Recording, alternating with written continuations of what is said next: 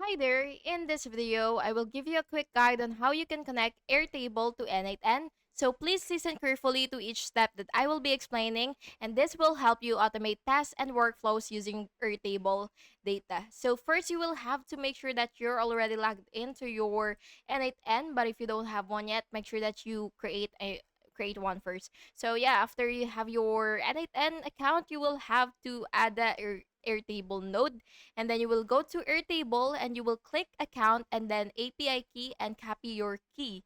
In n8n, once you're already logged in, you will just have to go to the credentials section, and then you will go ahead and by the way, you will go to the credential section for Airtable, and then you will paste your API key and configure the node to read, to create, or update records in your Airtable base.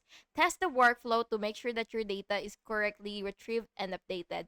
And yeah, that's basically it. Thank you so much for watching this video, and I really hope it was helpful. And if it was, please make sure to like and subscribe for more videos like this. Thank you, and have a good day.